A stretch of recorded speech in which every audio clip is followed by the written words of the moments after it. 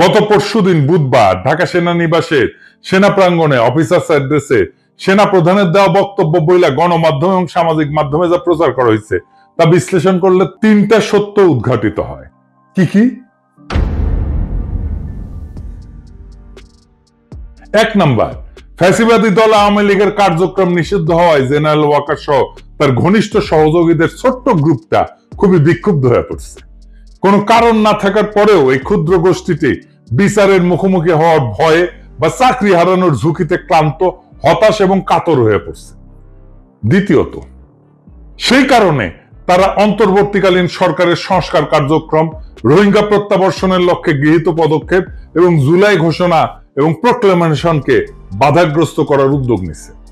তৃতীয়ত, সরাসরি জাতীয় স্বার্থের বিরুদ্ধে অবস্থান নিয়ে এই গোষ্ঠীটি শত্রু ভাবাপন্ন ইন্ডিয়ার স্বার্থকে অগ্রাধিকার দিচ্ছে।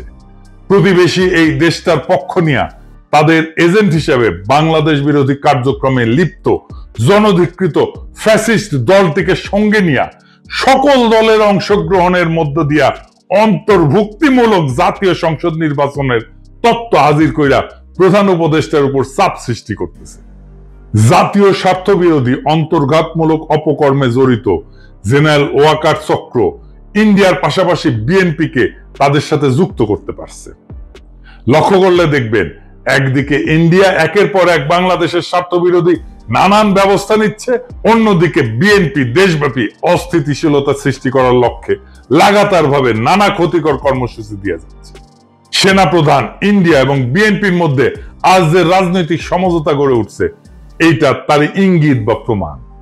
শুধু তাই না, দেশবাসী বিস্ময়ের সঙ্গে লক্ষ্য করতেছে মাঝে মধ্যেই জেনারেল ওয়াকার চাকরিজীবী হিসেবে তার সরকারি চাকরির কাজের সীমানা অতিক্রম কইরা রাজনীতি নিয়ে বিতর্কিত মন্তব্য করে যাচ্ছে। তার পছন্দের নিষিদ্ধ দলটার পক্ষ অবলম্বন কইরা সশস্ত্র বাহিনীকে অপব্যবহারের চেষ্টা চালাচ্ছে, যা ফ্যাসিবাদের অন্ধকার যুগে কখনোই তাকে করতে দেখা যায়নি। ফ্যাসিবাদের অন্ধকার যুগে কখনোই সে সরকারের উপরে চাপ সৃষ্টি করেনি। তিনি তখন খুনি হাসিনাকে সেবা দান এবং ঘাতক, হন্তারক এবং লুটেরাদের ক্ষমতা নিরঙ্কুশ এবং চিরস্থায়ী করার কাজে ব্যস্ত ছিলেন। বিগত মাসগুলোতে ইন্ডিয়ার পত্রপত্রিকায় বাংলাদেশের রাজনৈতিক পরিস্থিতির ব্যাপারে যে সমস্ত বৈরী সংবাদ বিশ্লেষণ প্রকাশিত হয়েছে, এর অনেক কিছুই গত বুধবার সেনাবাহিনী প্রধানের কণ্ঠে উচ্চারিত হয়েছে। এতে বাংলাদেশ রাষ্ট্র, অন্তর্বর্তীকালীন সরকার এবং জুলাই গণ অভ্যুত্থানের প্রতি তার আনুগত্য নিয়ে দেশবাসীর মনে গভীর প্রশ্ন সৃষ্টি হয়েছে। এতে আমরা শঙ্কিত, হতাশ এবং বিক্ষুব্ধ। উদ্ভূত পরিস্থিতিতে আমরা অন্তর্বর্তীকালীন সরকারের প্রধান উপদেষ্টা অধ্যাপক মোহাম্মদ ইউনূসের কাছে দাবি জানাচ্ছি, গত বুধবার সেনা কর্মকর্তাদের উদ্দেশ্যে দেওয়া সেনা প্রধান জেনারেল ওয়াকারুজ্জামানের বক্তব্য অতি সত্বর রেডিও, টেলিভিশন সহ গণমাধ্যমে প্রকাশ করুন। অফিসারদের উদ্দেশ্যে দেওয়া বক্তৃতায় তিনি কি বার্তা দিচ্ছেন এবং কোন প্রশ্নের কি জবাবে কি বলছেন, এর ধারণকৃত বিবরণ, রেকর্ডেড অ্যাকাউন্ট দেশবাসী শুনতে চায়। আর আপনারা জানেন, প্রফেসর ইউনূস বিএনপির চাপ আর ওয়াকারের বেদ্যুপিতে পদত্যাগের সিদ্ধান্ত নিয়েছেন। এর দায় ওয়াকার এবং বিএনপির। এখন করণীয় কি? ওয়াকার আর বিএনপিকে আমি একটা থিওরিটিক্যাল অবস্থার কথা বলি। প্রফেসর ইউনূস যদি জাতির উদ্দেশ্যে ভাষণ দেন আর ওইখানে যদি বলেন, আমি একটা ভালো নির্বাচন দিতে চাইছিলাম প্রয়োজনীয় সংস্কারের পরে, আমি তারিখও বলছি, সামনের বছরের জানুয়ারি থেকে জুনের মধ্যে, যেন পরবর্তী সরকার ভালোভাবে দেশ চালাইতে পারে, সংস্কারটা সম্পূর্ণ হয়, রাষ্ট্রটা গড়ে ওঠে। কিন্তু ভারত সেনাপ্রধান এবং বিএনপি যৌথভাবে ডিসেম্বরের আগেই নির্বাচন চায়। আমি যেহেতু এর আগে করতে পারবো না, নির্বাচন দিতে প্রস্তুত হইতে পারবো না, আমি বিএনপি আর সেনা প্রধানকে আর একটা তত্ত্বাবধায়ক সরকার গঠন করতে আহ্বান জানাই। আমরা তাদের কাছে ক্ষমতা দিয়া আমাদের কাছে চলে যাব। প্রফেসর ইউনূসের নিয়োগ দেওয়া সবাই যদি একসাথে পদত্যাগ করে চলে যায়, নির্বাচন প্রধান, নির্বাচন কমিশনার, নির্বাচন কমিশনাররা সহ আপনারা সামলাইতে পারবেন? পাবলিকের মায়ের কিন্তু একটা মাটিতে পড়বে না। এরপর যদি জামাত আর এনসিপি নির্বাচনে না আসে কেমন হবে? নিজেরাই হাসিনা যেরকম হাত মারার নির্বাচন করেছিল, ওরকম হাত মারার নির্বাচন করতে হবে। আপনারা ডিসেম্বর কেন, এই মাসে নির্বাচন করে ফেলেন, দেরি হলে লেট হয়ে যাবে। নেন, ক্ষমতা নেন, এতই শখ নেন, নিজেরাই নেন।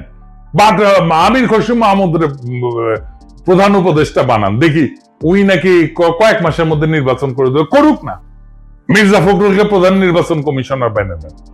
একটা ভাঙা রাষ্ট্রকে গুছাইতে সময় লাগে, আর সেই সময়টা দিতেই চায় না যারা ভাঙার কারিগর। ওয়াকার, ইন্ডিয়া, বিএনপি, আওয়ামী লীগ চারজনে মিলা একটা অশুভ ঐক্য তৈরি করছে, যাতে রাষ্ট্রটা আর কখনো ঠিক না হয়, বিচার না হয়, সংস্কার না হয়, ইনস্টিটিউশন না দাঁড়ায়। ভয়টা থেকেই যায়, কারণ ভয় থাকলেই তারা শাসন করতে পারবে। কিন্তু ভয় আর বিশ্বাস, এই দুয়ের মধ্যে বেছে নিতে হবে বাংলাদেশকে, আমরা কোনটা চাই। প্রফেসর ইউনূস ভয় দিয়ে শাসন করতে চান না, তাই তিনি বলছেন সংস্কার ছাড়া নির্বাচন মানে প্রতারণা। অথচ ওয়াকাররা বলতেছে ডিসেম্বরেই ভোট করো। কেন?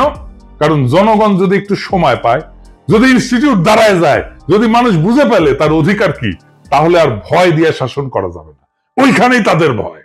এই নির্বাচন মানে আরেকটা স্পিড ব্রেকার, যাতে ট্রাস্ট বা বিশ্বাস তৈরির কাজ থেমে যায়, জনগণের ক্ষমতা না বাড়ে।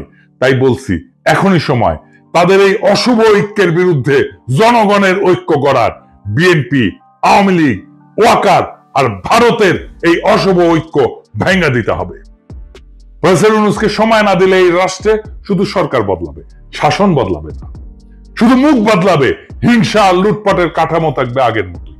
তাই প্রশ্ন একটাই, আপনি কি ভয় দিয়ে শাসিত হতে চান, নাকি বিশ্বাসের উপরে দাঁড়ানো একটা স্বাধীন গণতান্ত্রিক রাষ্ট্র চান?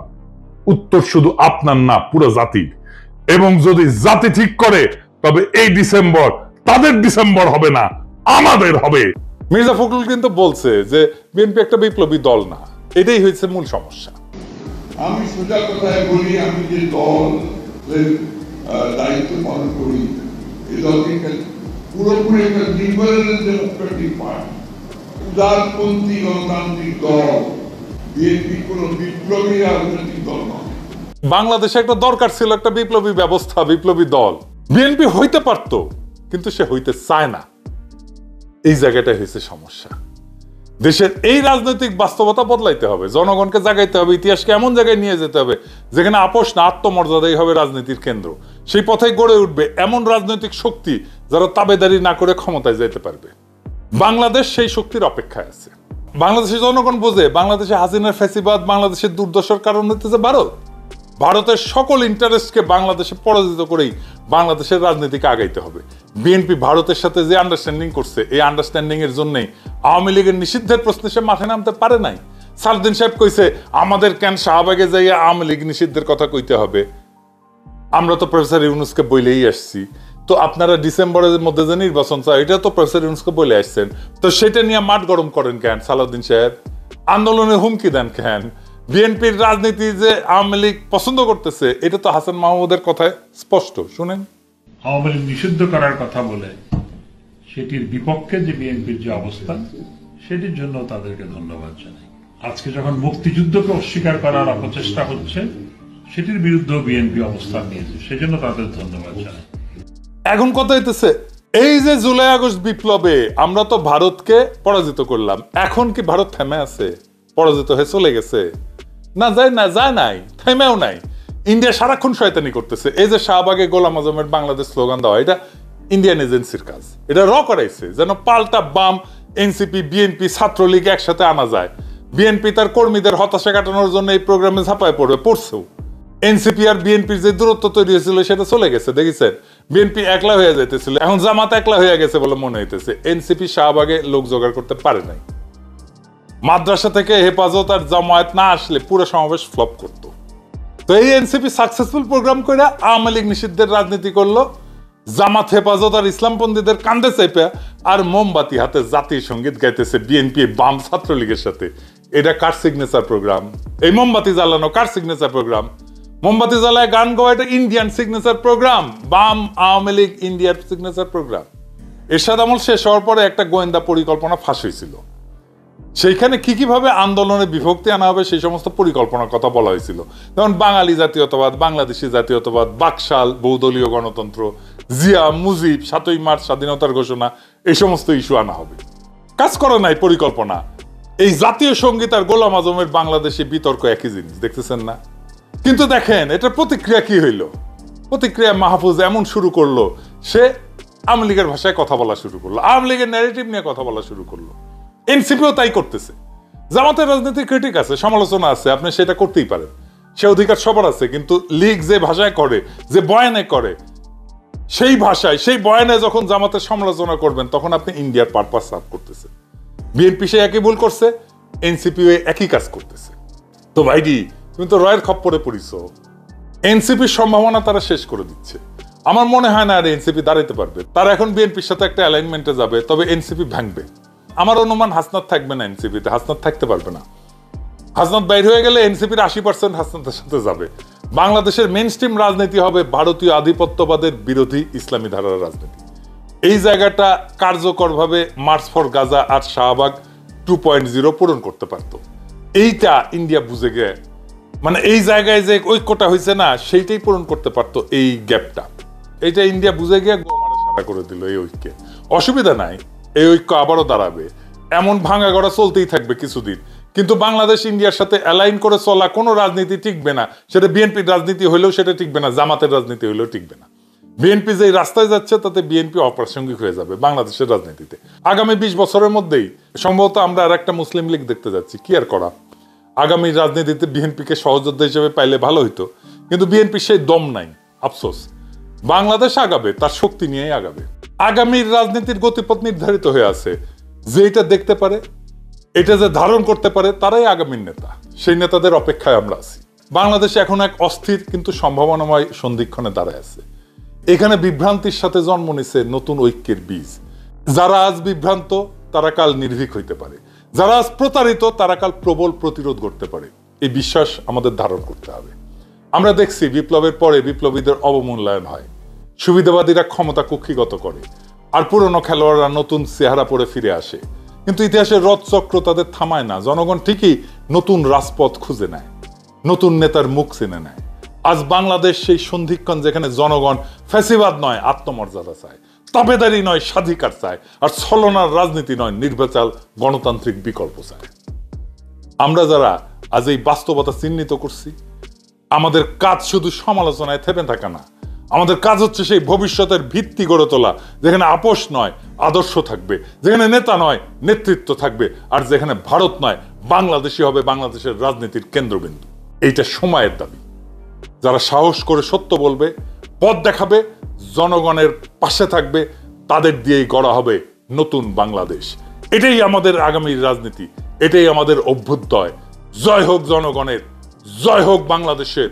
বিপ্লব দীর্ঘজীবী হোক, ইনকিলাব জিন্দাবাদ।